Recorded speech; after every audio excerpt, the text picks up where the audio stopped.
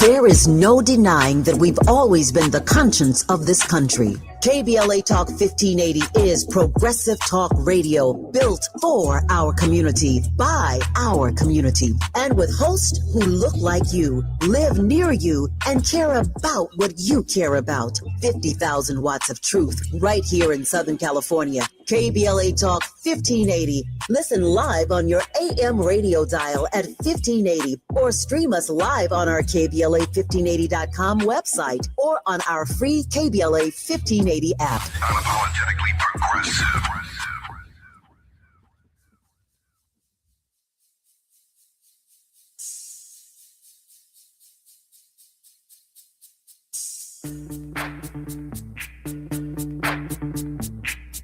Yo, VIP. Let's kick it. Ice, ice, baby. Ice, ice, baby. All right, stop. Collaborate and listen. I sit back with my brand new invention. Something grabs a hold of me tightly. Flow like a harpoon daily and nightly. Will it ever stop? Yo, I don't know. Turn off the lights and I'll glow. To the extreme, I rock a mic like a vandal. Light up a stage and wax a chump like a candle. Dance, crush a speaker that booms. I'm killing your brain like a poisonous mushroom. Deadly, when I play a dope melody. Anything less than the best is a felony. Love it or leave it, you better gain weight. You better hit bullseye, the kid don't play. If there was a problem, yo, I'll solve it. Check out the hook while my DJ revolves it. Ice, ice, baby. You are listening to and streaming A More Perfect Union on KBLA Talk 1580. Let me tell you what wasn't on my bingo card. Playing any Vanilla Ice at the opening of the show. That was not on my bingo card today, but when the spirit moves, Brother Andy, we get out the way. You are listening to A More Perfect Union in afternoon drive time right here on KBLA Talk 1580, the only Black-owned and operated talk station west of the Mississippi. I'm your host and White House correspondent, Dr. Nicordelai Corte, reporting for duty. And we are moving into hour 2. And so buckle up because this hour is pretty dense. Before we get into this hour, let me just let you know that you can depend on us to deliver some live election night coverage right here on KBLA Talk 1580. You can join me, Dominique DePrima, the host of First Things First here on KBLA Talk 1580. And you can also join Adrienne Shropshire. She is with the Brat Pack, and she hosts her show here on KBLA Fridays from 4 to 6. Join us immediately after the polls close at 8 p.m. for analysis and insights from our team of political insiders. We won't disappoint. You never know who's going to join us for our election night coverage as guests, but we will be monitoring every minute and every precinct and every major development in the California election here. And so don't you worry, we have you covered. Now, let's start with AI, because of course we do. President Trump signed an executive order today on AI safety. And here's the thing. It calls for a voluntary review of new AI models. Voluntary, as in, hey, AI companies, would you please consider telling us what you're building, pretty please? Now, look, any conversation about AI safety is better than no conversation. I'll give credit where credit's due, but this is the same administration that's gutted regulatory agencies. They fired the scientists and decided that vibes are a valid replacement for expertise. And so voluntary review, landing in that environment, is a light suggestion on a sticky note next to a bonfire. The question we should be asking is not just whether AI models are reviewed, it's who is doing the reviewing? What standard are they being held to? And what happens when a company decides not to volunteer? Because right now, the answer to that last question is nothing. AI is remaking how we work, how we vote, how we see the world, how we spread information or misinformation. This is not a voluntary review situation. This is a we need serious guardrails and democratic accountability situation. And we're not there yet. Now, here's a story that would be a plot twist and a political thriller. Remember, the Department of Justice so-called anti-weaponization fund, the one that Trump set up to go after his perceived enemies? Well, acting Attorney General Todd Blanche, he confirmed today that it's been scrapped, gone. $1.8 billion, dead. The Department of Justice anti-weaponization unit was supposed to be the arm of government dedicated to investigating alleged government overreach against conservatives. It's now been disbanded, quietly, without fanfare, while the country was busy watching primaries and World Cup labor disputes. Now, there will be people on all sides with thoughts about this, but what I want to say is this: the weaponization of government, it's a real concern, and it should be a bipartisan concern. Government should not target people based on their political beliefs, but the answer to government overreach is not more political overreach under a different label. It's transparency, it's accountability, it's rule of law. Those are the principles. Not my side gets to do it. And now, if I need you to be seated, I need to have you take a sip of water, because this next story is a lot. Vanilla Ice. Robert Van Winkle, the man who gave us Ice Ice Baby, you just heard it, which for the record sampled Queen and David Bowie without permission, so the origins are questionable, but the bop is undeniable. I got it. But Vanilla Ice has come out swinging in defense of the Trump-backed Freedom 250 concert on the National Mall, which, by the way, is collapsing in real time. I think Bret Michaels is out, Young MC is out, Morris Day and the Time is out, the Commodores are out, Martina McBride is out, Milli Vanilli, y'all. Milli Vanilli's Fab Morvan and Vanilla Ice are essentially the last ones standing. Talk about that not being on your bingo card. And Vanilla Ice's defense, and I want to be very precise here, because the man said the quiet part very loudly. He told reporters, and I quote, "I'd go play for anybody, Putin, whoever you want. I'd go to Iran, don't matter." Sir, you would play for Putin?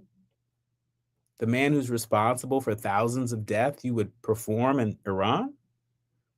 He also said, and this is the other quote, "I don't even vote, so I don't even care."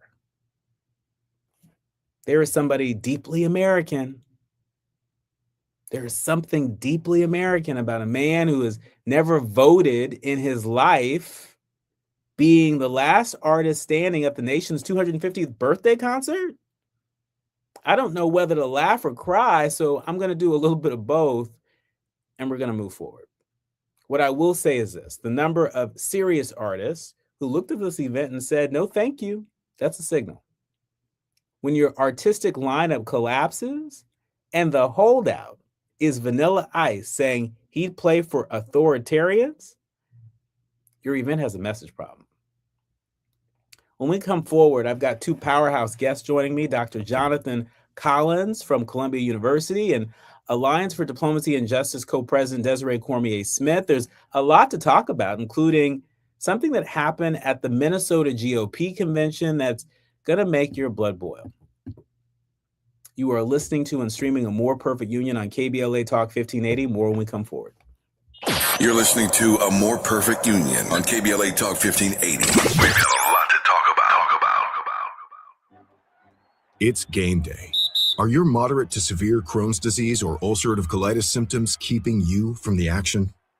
Skyrizi, risankizumab Riza, could help you get back to the game.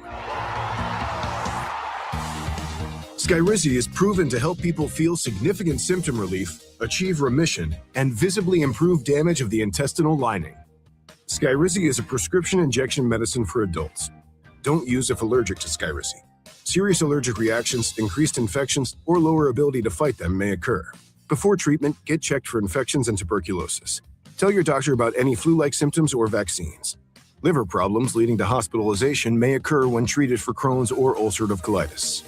Control is everything to me. Ask your doctor about Skyrizi, the #1 prescribed biologic in Crohn's and ulcerative colitis combined. Learn more at skyrizi.com or 1-866-SKYRIZI. My mom has decided to learn to paint, and she's good. My dad's now into creative cuisine, and I've already put on 6 pounds. Learning new things comes with age. My mom, she started forgetting my name and what we're talking about. Forgetting well-known things doesn't. Memory loss may be a sign of Alzheimer's disease. Early detection gives you and your loved one time to plan for the future. Learn the warning signs of Alzheimer's at 10signs.org. Brought to you by the Alzheimer's Association and the Ad Council. Let's celebrate. Y'all did it! Loving each other, needing each other. Hey, Los Angeles, KBLA Talk 1580 is turning 5, and we're celebrating in a big way. Oh my God! Join us Friday, June 19th, Juneteenth, 4 to 7 p.m. at the Beehive for our 5th anniversary bash and Juneteenth celebration. We're talking surprise celebrity guests, a special presentation, and a major announcement you will not want to miss. I can't wait to hear it. Plus, live music, dancing, games, and enough food and drink to keep the party going. Yeah, that's what I'm talking about. Of course, you're welcome to bring your own picnic basket, blanket, and lawn chair. And the best part, it's completely free. But here's the thing. You've got to sign up in advance. Space is limited, so don't wait. Head to KBLA1580.com right now and lock in your spot. Friday, June 19th, the Beehive, KBLA Talk 1580. 5 years strong, and we're just getting started. Happy anniversary, KBLA! Yeah, man. We have no permanent friends or permanent enemies. Only permanent interests. As we effort to build a more perfect union. You are listening to and streaming A More Perfect Union on KBLA Talk 1580. I'm Dr. Nicordelai Corte. And just a friendly reminder, you see this? If you're in California, this is your sample ballot. I hope you used it. And if you haven't, you still got some time. The polls close at 8 p.m. Pacific time. And if you're in New Jersey or Iowa or any other states, you can go to iwillvote.com to figure out what time your polls close. But by all means, get out and vote if you haven't already.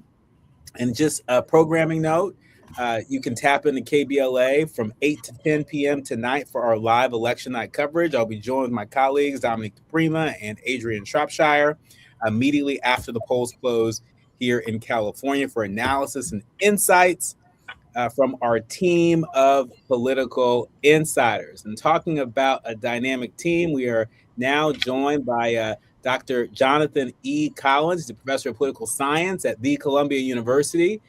He is also our resident democracy scholar, and he is a frequent contributor here on A More Perfect Union, as is Desiree Cormier Smith. She's the co-president of the Alliance for Diplomacy and Justice. She's also a former U.S. State Department official, double click on former, and here to help us make it make sense. All right, and so listen, I'm so glad that you all are here. I want to start with what happened in Minnesota, because I think it sets up everything that we need to talk about today. At the Minnesota Republican Party's endorsement convention this past weekend, a delegate called for a moment of silence for, wait for it, Derek Chauvin. Not George Floyd, Derek Chauvin, the man convicted of murdering George Floyd. 6 years after Floyd's death, almost to the day, the Minnesota GOP held a moment of silence for his killer. George Floyd's family attorney has condemned it. Minnesota Attorney General Keith Ellison called it an act of, quote, profound cruelty. Party leadership is now trying to distance themselves, but let's be honest, it happened. It passed on a voice vote. And this was June 2nd, 6 years to the week since George Floyd was murdered. Dr. Collins, I'll start with you. What does this moment tell us about the state of the Republican Party's relationship with racial justice in 2026? It tells us that they are balling it up and playing basketball with it in the trash can, that they show no desire whatsoever to show any type of support or empathy towards the idea of racial justice. Because again, let's walk through this from a procedural standpoint. Now, you have these kinds of conventions, they happen across all states, they happen on both parties. But delegates do have the ability to just, raise motions for things that could be serious and quite silly. But it takes the power at B to actually take those motions seriously. So I can make a motion that we all do cartwheels, but that doesn't mean that the chair has to recognize my motion. That doesn't mean that someone has to second my motion. And that doesn't mean that everybody, through a show of hands or voice votes, should then agree that we're going to just go and do cartwheels. But that series of events happened, and instead of doing cartwheels, they held a moment of silence for a police officer convicted of murdering George Floyd by holding his knee to Floyd's neck for 9 minutes, right? And it's not just that this happens on the close to 6-year anniversary of Floyd's death. It's also, think about what's been happening in the popular discourse right now. Think about the Kevin Hart roast and the very insensitive joke that was told about the George Floyd murder situation. Let's also think about what just happened yesterday in South Carolina, where Cyrus Carmick Belton who was murdered 3 years ago. His murderer, who shot him in the back while he was running away, this young black male was essentially murdered in broad daylight without any justice delivered on the back end of this. So the George Floyd problem is just as immediate as it was 6 years ago. And so for the Republican Party in Minnesota to allow it to happen, I don't care about the apology. For it to happen in the first place is a complete disgrace. Yeah. I want to bring Desiree into this conversation. Desiree, from your perspective at the Alliance for Diplomacy and Justice, this moment isn't just a political scandal. It has real implications for how our country is perceived at home and abroad, particularly as we approach the nation's 250th anniversary. What do you make of it? That's right. I mean, it's just, the murder of George Floyd sparked not only the largest, most diverse, peaceful protests in the United States, but that actually sparked peaceful protests around the world. And it wasn't just out of solidarity for Black Americans. It was because oppressed people around the world, Black people, Roma people, Indigenous peoples, Dalit caste people, they all saw themselves in George Floyd. So there was something deeply resonant with the injustice of seeing this white man kneel on this Black man's neck for 9 minutes and kill him. And that moment actually sparked several actions globally to finally address racial injustice, including at the United Nations. They created an independent mechanism to look at racial injustice in law enforcement globally, a panel of experts, including one Black American woman who serves on it. But their first country visit wasn't to the United States, it was actually to Brazil. It finally kind of gave the momentum to create the United Nations Permanent Forum on People of African Descent, right? Which is now in its 5th year and really gaining momentum on this global conversations about reparations and what reparatory justice looks like. So, it's such a stark contradiction to see how the rest of the world saw itself in George Floyd and how this small, extreme minority in the Republican Party and this MAGA movement of white supremacists is identifying themselves with the perpetrator, right, with the killer of George Floyd. And I think they're obviously on the wrong side of history, but they're also just presenting the really ugly side of America to the rest of the world at a moment when, the mask is off and people are seeing America in a completely different light. So this is just another blow to our global credibility. Yeah, and while we're on the subject of things that would have been perhaps unthinkable a few years ago. The Washington Post is reporting that the Pentagon has hired a convicted January 6th rioter for a sensitive counterterrorism job. His name is Elias Irizarry, and he was 19 at the time of the Capitol attack. He's now assigned to the Defense Department's Special Operations and Low Intensity Conflict Office. The team handles embassy security, personnel recovery, hostage rescues, some of the most classified work the Pentagon does. Staff inside the Pentagon are reportedly alarmed. Dr. Collins, is this a one-off, or is this a part of a broader pattern about who this administration trusts and why? Absolutely a part of a larger trend of putting underqualified, if completely unqualified, people in very important positions. And it's why the attack on DEI is maddening. And it should be something that just really sends us over the edge and out into the streets, because not only are Black faces, Black bodies, Black minds being accused of not being qualified, while that's happening, you also see stories like this. So, Elias Irizarry, does he have any prior Defense Department experience? Absolutely not. Does he have any military service experience as an officer or having enlisted in the service? Absolutely not. His only military experience is being in junior ROTC in high school. Now, he was a cadet at, the Citadel School. His only experience was what? Junior ROTC at the guys at the high school with the flags. Junior ROTC? Junior ROTC. Oh my. Junior Varsity League. So the level of unqualification here is comical. No intelligence experience, no counterterrorism experience, which the main objective or the main purpose for which he is being hired is for counterterrorism. Mm-hmm. And he does have terrorism experience as being the terrorist. Right. Right. He was the one who broke through a glass window in the Capitol with a metal pole, with which he didn't harm anyone. But that was him. That was him. Right. Did he harm someone? Apparently not. But you don't really do that with the best intentions. Look, if I had an ex-girlfriend who came through my window with an iron pipe, even if she didn't harm me, I don't assume she has the best intentions, right?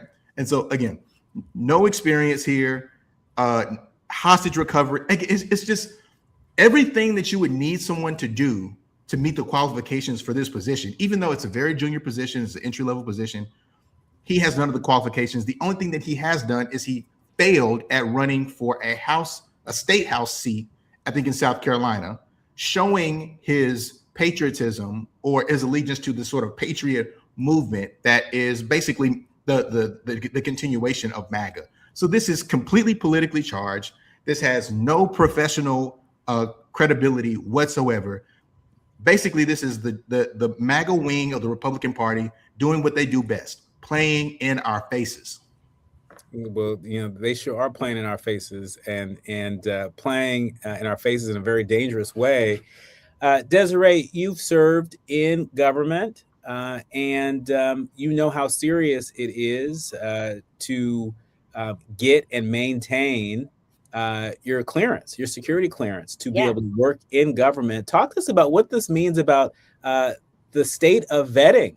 When it comes to getting those sort of security clearances and keeping those security clearances, the fact that the Pentagon has hired a convicted January 6th rioter, how do they even pass vet? And if this guy passed vet, what does it say about other folks who may be passing vet? Yeah, I mean, that was one of the first questions that I thought of. How did this guy get a security clearance? Because the extensive amount of background checks, of interviews, of people they talk to get a basic secret security clearance, let alone a top secret, let alone, above the top secret. I can't imagine that a convicted felon would be able to get that. So that tells me that they may not be playing by the rules here. So again, they're playing in our faces. So, I don't know if this guy would qualify for a security clearance under normal times, but I think they are bending the rules to put in loyalists, unqualified loyalists, into positions of power.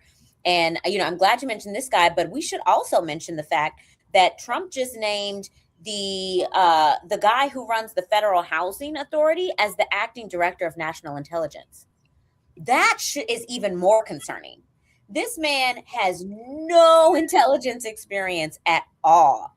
And in fact, his only qualification is proving himself loyal to Donald Trump, because he has used his position at the Federal Housing Authority to go after folks like Letitia James for quote unquote mortgage fraud.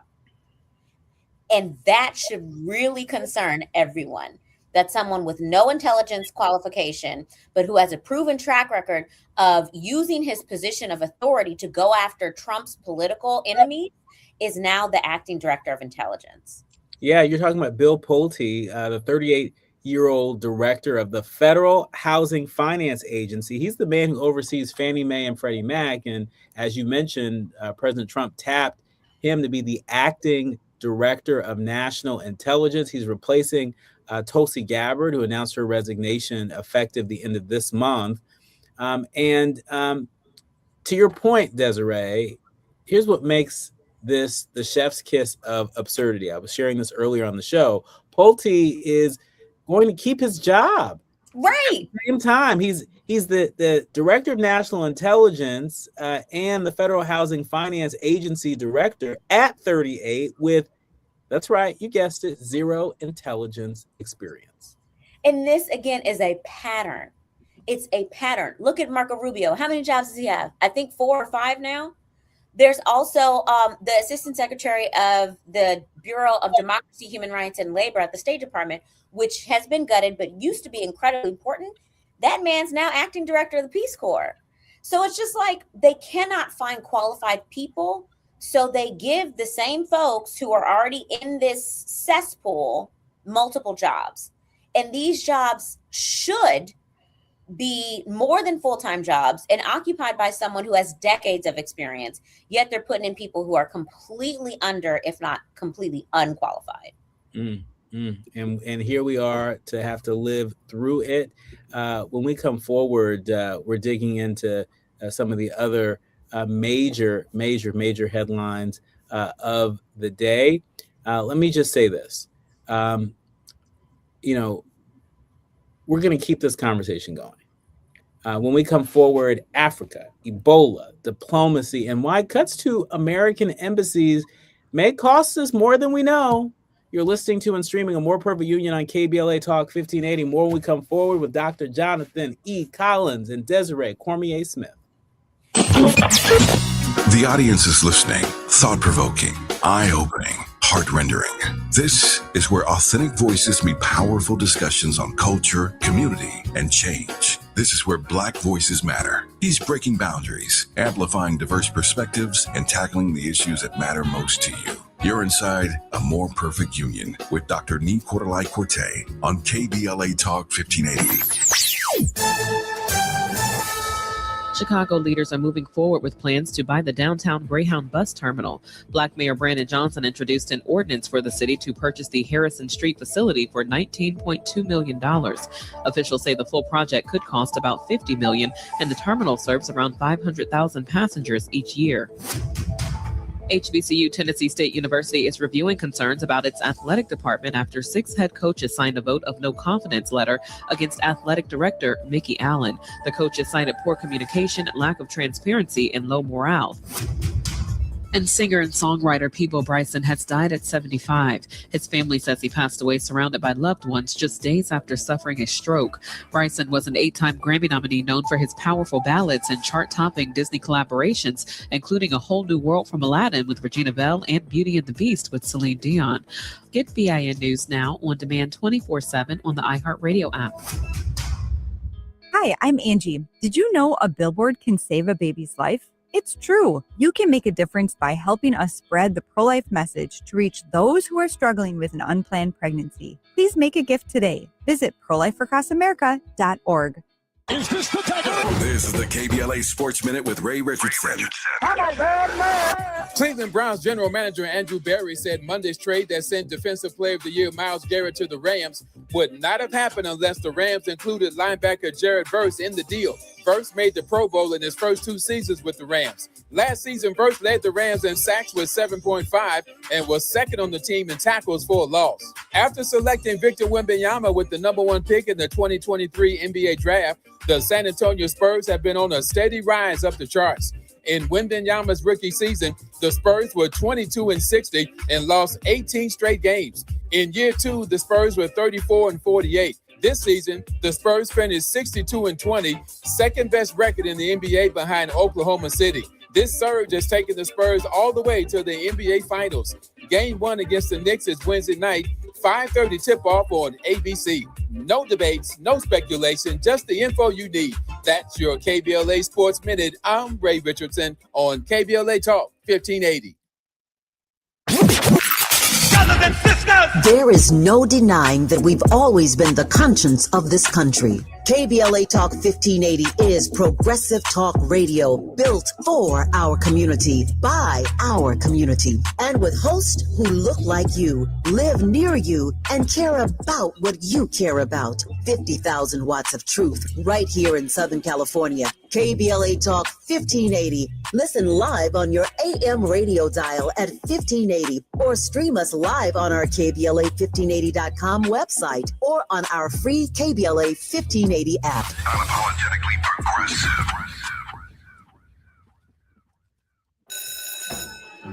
Let's be real. For too long, too many of our students have sat in overcrowded classrooms in underfunded public schools. But as head of the San Diego School Board, Richard Barrera changed that. Under Barrera's leadership, student literacy rose from the state average all the way to #1 among major urban school districts. Barrera led the way for smaller classrooms and for teachers to be paid what they're worth. Barrera funded more counselors and mental health services, and community schools that teach real-world skills for future jobs. A community organizer who became an education leader to fight for our kids. The only candidate for State Superintendent of Public Instruction, backed by the 310,000 classroom educators of the California Teachers Association. Vote Democrat Richard Barrera for State Superintendent. Ad paid for by California Teachers Association Independent Expenditure Committee, not authorized by a candidate or committee controlled by a candidate. My name is Cynthia Mitchell. I've been an emergency room nurse in Los Angeles County for 25 years. I've been there through every fire season, every outbreak, every earthquake. Every time Los Angeles needed us, the doctors and nurses of Los Angeles County showed up. And right now, I'm seeing another disaster coming.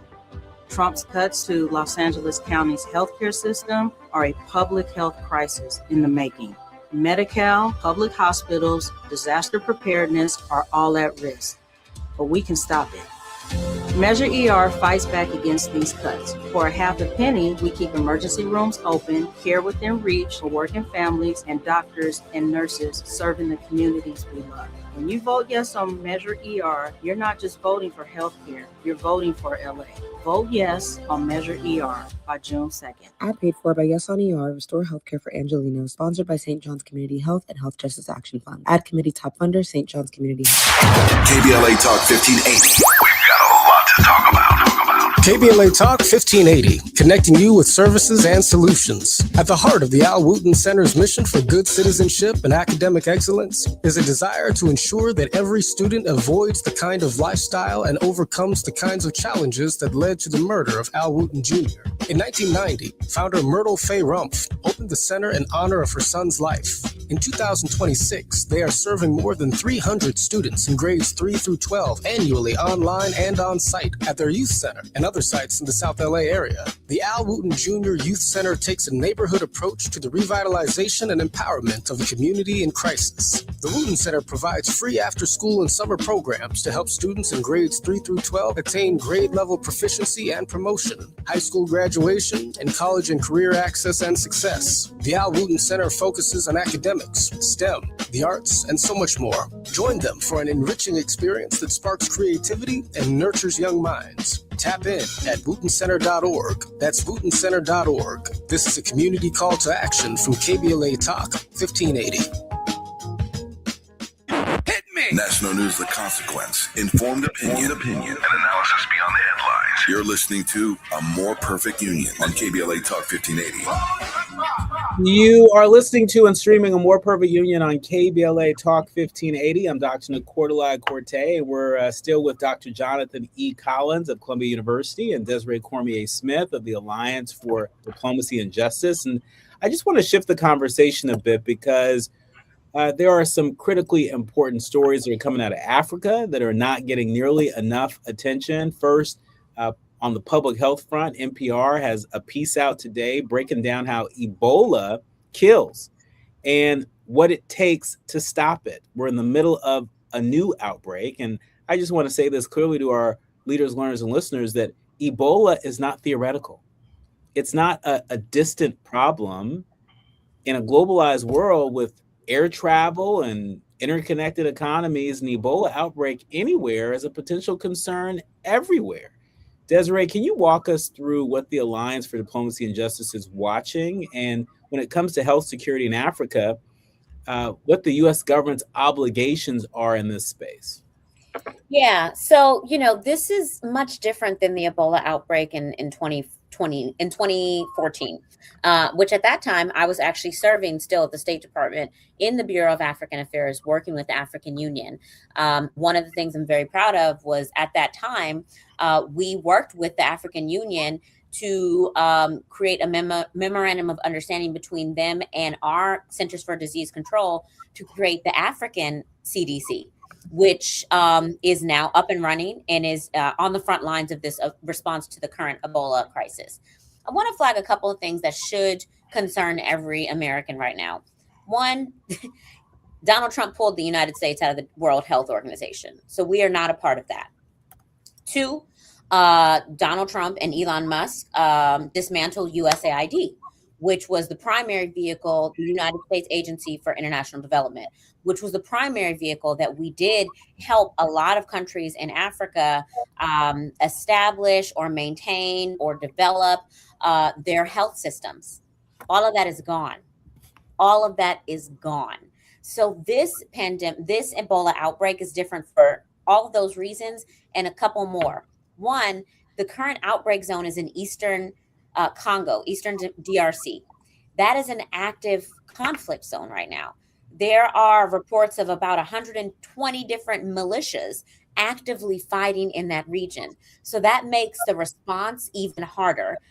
First responders are, it's unsafe for first responders to be there. A lot of folks don't have a lot of trust of outsiders because of the active conflict. The other thing to keep in mind is that this strain of Ebola has no treatment and it has no vaccine. So that is really concerning, right? It's not in and of itself a death sentence, but without a vaccine, it can be much, much harder to treat. And then finally, the third issue is that this strain has a 21-day incubation period. So someone can get infected and not even know they're infected for 3 weeks. Whoa. And a bunch of other people in that time period. So this is incredibly concerning. One of the other things that the Alliance for Diplomacy and Justice is concerned about is the disproportionate impact on women and girls. So we are an organization founded by 8 women, and we believe in intersectionality. So we care about racial justice, we care about gender justice, we care about LGBTQI plus rights, we care about everyone, and we would leave no one behind. So the fact that 2/3 of the reported victims right now are women and girls should be an alarm. And that's not woke, that's a fact. But this administration they want to deny that because they don't believe in targeting assistance to a specific population because that's quote unquote woke. So it is incredibly concerning. The United States, the State Department is trying to brag about the millions of dollars they're committing. It's not enough, and they're not doing it in collaboration with the global community. Well, they're not, and we look a whole lot better if we were. Dr. Collins, Speaking of just sort of U.S. government relationships with Africa, we know there's an Associated Press report out that the State Department is planning to drastically cut the number of embassies in Africa that can process visas. And we're talking about slashing visa processing capacity on the entire continent. Talk to us about what does this mean in practical terms for students, for business travelers, for families trying to visit relatives in the United States? Well, it means that Trump is continuing to make the United States a place of political isolation. And so I think it's bigger than just the ability or inability to let visa workers into the country. This is, Trump's international strategy has been one of, tyranny and oligarchy. This is a person who believes that he can do things his way, it's my way or the highway. I can close borders. I can open borders, but that's obviously not his get down. I can close borders as I see, actually open borders as I see fit, because he keeps letting these people from South Africa in here, these white South Africans. Exactly. Right. Important clarification, right? He keeps letting these white South Africans into the U.S., a lot of which actually went back. Yep. And then he said, like, no, like, no, please, no, like, let's run it back, please, right? Like, so he wants the border flow to operate in the way that he dictates the border flow to operate. He's very particular about who he wants in the country and who he doesn't want in the country. And even when you talk about our engagement in these international conflicts, you talk about what's going on with the Iran war. This is not a multilateral move. This is not a multilateral approach. This is Trump and Netanyahu dapping it up, saying, "Hey, we're going to get it done." The rest of the West, you think about the sort of NATO coalition, they are looking over their shoulders like, "What? Huh? You don't even want to talk about this? Like, I thought we were supposed to be some sort of team here." They're like, "No, it's my way or highway." And so again, what's happening here with the visa is droplets of water from a larger stream of, like I said, tyranny and oligarchy. And the last thing I'll say about this too is the economic implications. We are sitting here in an environment where everything is expensive. Yep. The cost of living is crazy, right? The affordability crisis is unrelenting and it seems unending. And your response to that is to let fewer workers into the country who could increase the productivity, which could then, in theory, at least reduce the cost of goods by providing more goods to circulate. So again, economically, politically, this is a disaster. This is all bad, but this is the sum of the parts of what we've seen from the Trump global strategy. I see you nodding vigorously. Desiree, is there anything you want to add to that? Yeah, I mean, I would also say, I also want to point out the fact that there's still a travel ban on, I believe it's 19 countries, and the majority of them are in Africa. So, this administration is so racist and anti-blackness really is the animating factor, right? Like, and Trump has never hid his racism and his particular disdain for Black people and for Africans in particular, right? And so this is whole country. Exactly. This is part of that pattern. And then the other point I would just add to the point that Jonathan just made, like, in the fact that we are in this economic crisis, the affordability crisis, it just doesn't make sense to shut down visa processing, because I don't know if people realize it. Visa processing and consular services are one of the few streams of revenue that the State Department actually gets. Consular services bring in about $3.5 to $4 billion a year annually. How, you ask? Do you know how much it costs to apply for a U.S. visa? $185 US. That's a lot of money. That's a lot of money, period. But it's particularly a lot of money where, the average monthly income could be around that amount. So people save up a significant portion of their earnings just to apply to be a tourist in the United States. And in addition to losing out on some of the, students and folks who want to come here to work temporarily, we're losing out on people who want to come here as tourists and support our local businesses, buy goods here, go to local attractions, stay in hotels, rent cars, go to restaurants. That's a lot of money that we're missing out on. And I think one clear snapshot of that will be the World Cup. I think a lot of folks are not going to come because they don't feel safe, and I don't blame them. Yeah, and not only do they not feel safe, we know that some of the workers at SoFi Stadium don't feel safe. That's part of the reason why they're threatening to strike, and we'll see what happens in the coming days on that front. But I want to close this part of the conversation on something that is genuinely exciting, because not every story from Africa right now is a crisis, and I think that's important to name. Spiro, an African electric vehicle company, just raised $215 million in equity financing to expand its battery swapping and electric mobility infrastructure across the continent. $215 million, battery swapping, electric vehicles in Africa. Dr. Collins, when you see an investment story like this, what does it tell you about where Africa is heading economically? And what does it say about the contrast between where investment capital is going versus where American diplomatic attention is shrinking? Well, it tells us something that has been an ongoing trend really for the last, I'd say, couple decades, really, which is, Africa is the future, especially when you talk about, economically and technologically, right? Like we've been seeing whether it's like technological startup investment happening in Africa for the last, especially decade. Plus, we've been seeing, we've been seeing the idea of investing in, educational efforts that could contribute to the development of the human capital needed to then springboard into this sort of era of technological innovation. Like the future is happening right there, on the continent, and it's good to see, especially more sort of like climate friendly approaches too happening on the continent, a place that has been ravaged when it comes to non-renewable resources and even some of the more even some renewable resources. So it's promising to see this happen. I think the thing to keep an eye on is who is going to benefit.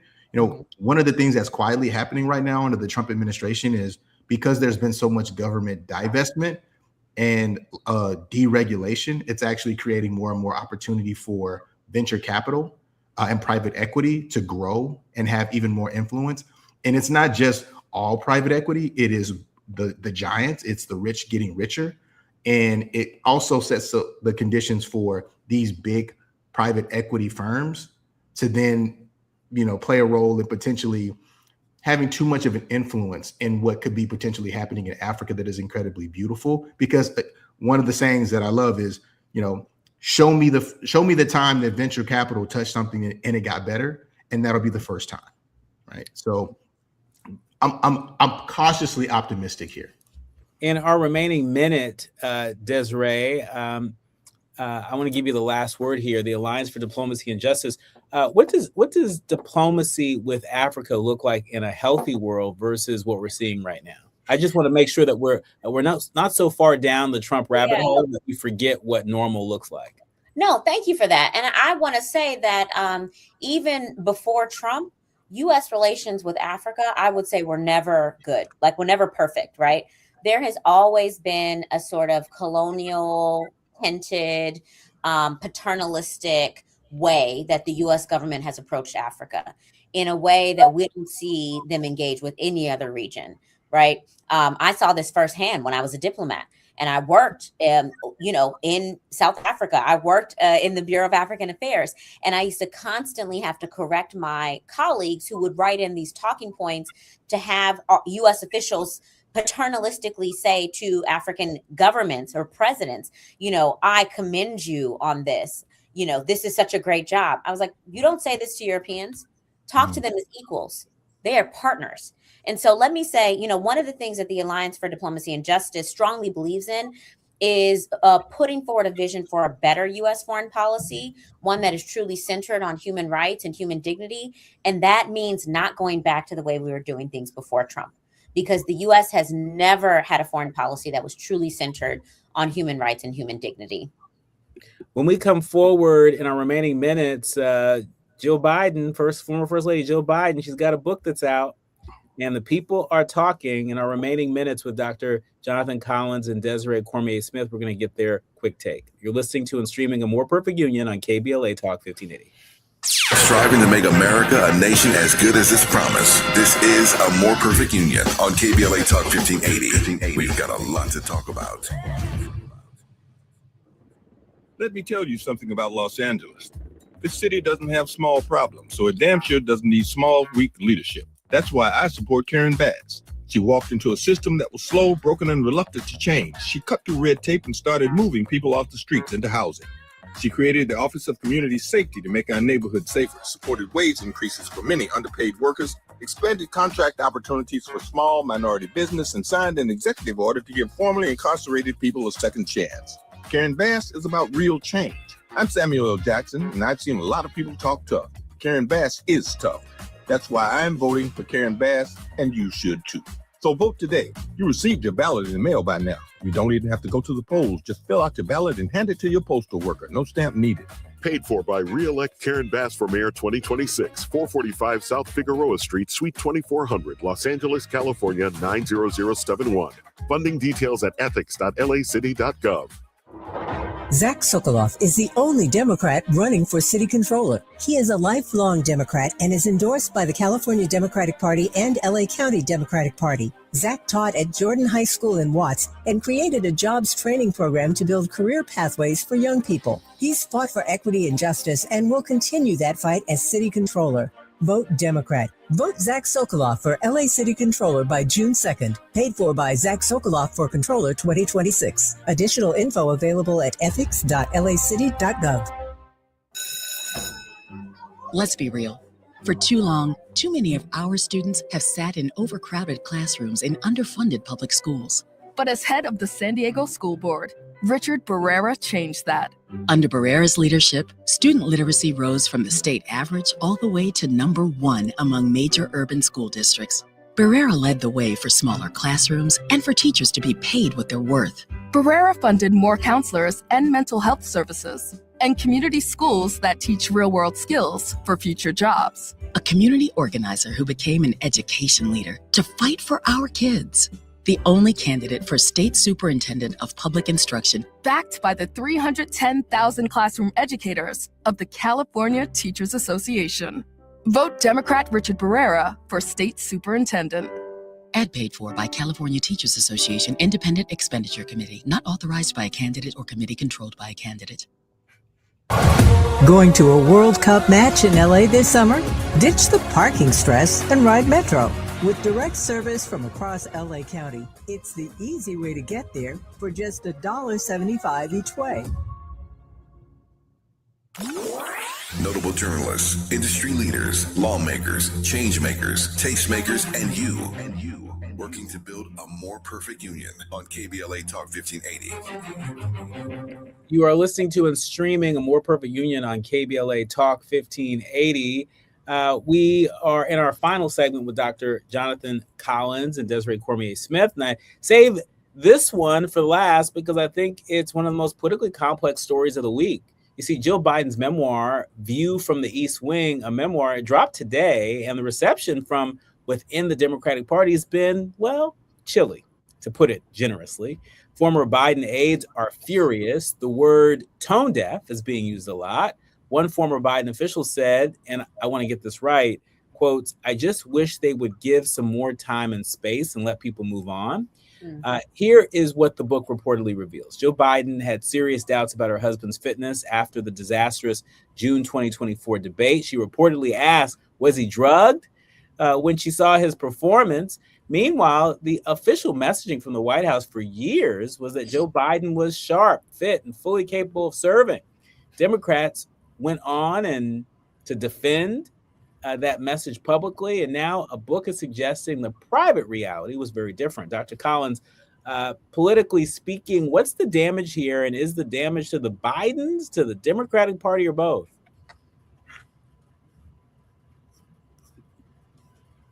Dr. Collins, I think you're on mute. This is damage to both. This is ridiculous. It's a continuation of the unnecessary infighting that we saw, from the Democratic Party's release of the, autopsy report this is again more of the same. Jill Biden making it seem as if, what we saw with Joe Biden's deterioration was something that could have been changed in the moment, and two, making it seem as if Joe Biden would have definitively won the election had the Democratic Party not made the move to transition to Kamala Harris. And so it's just more of this pile on Kamala Harris and her team, and everybody just removing themselves from the blame of what happened with the 2024 election. And just there are no winners here. I don't understand why they continue to do this. It makes everyone involved look unserious. Everybody involved looking unserious. I don't know, Desiree. I want to get your perspective as someone who thinks about accountability and justice in a holistic way. There's a version of the story where Dr. Biden is a woman who watched her husband struggle and is now trying to tell her truth. And there's a version where there's a family that allowed the country to be misled about the president's capacity. How do you hold both of those things at the same time? This is tough. I mean, I don't know what purpose this serves beyond like absolving Joe Biden of maybe the guilt she feels, because there were also accounts that she was one of the people pressuring him to stay in, even after that disastrous debate. So I was surprised that this was her story that came out. But, I, at this point, like, just go sit down and retire and be quiet, right? The country needs to move on. The Democratic Party needs to move on. And they need to move on by holding themselves accountable, by being honest about what caused their loss to a clearly racist con man, and then actually change their behavior based on the findings. But that I don't think that's happened yet. Yeah. Well, we're going to have to leave it there. And we'll see how this thing continues to develop. Dr. Jonathan Collins of Columbia University, always a pleasure. And also many thanks to Desiree Cormier Smith, the co-president of the Alliance for Diplomacy and Justice. Thank you for your work, for your wisdom, and for showing up for us today. And to everyone listening, all of our leaders, learners, and listeners, whether you caught us from the top or you've been riding with us for the last few minutes, thank you for making a More Perfect Union part of your afternoon drive time experience. Today was a lot. Primary day, Vanilla Ice, a housing director running our intelligence agencies, a moment of silence for George Floyd's killer at the Republican convention, SoFi Stadium workers fighting for their dignity before the World Cup, and a former First Lady whose book is reopening wounds the Democratic Party was hoping to leave behind. We covered it all, because that's what this show does. We don't look away. We don't water it down. We tell the truth. We ask hard questions, and we do it with love, because that's what this community deserves. A More Perfect Union is not something we inherit. It's something that we build every day with every vote, every conversation, every act of courage. I'm Dr. Nicordelai Corte, and you've been listening to and streaming A More Perfect Union. Remember, don't panic, organize. Do what you can from where you are with what you have, but by all means, do something, including tuning in to our live election night coverage right here on KBLA Talk 1580, starting at 8 p.m. with my colleagues, Adrian Shropshire and Dominique DePrima. We'll see you tomorrow. Athletic department after 6 head coaches signed a vote of no confidence letter against athletic director Mickey Allen. The coaches cited poor communication, lack of transparency, and low morale.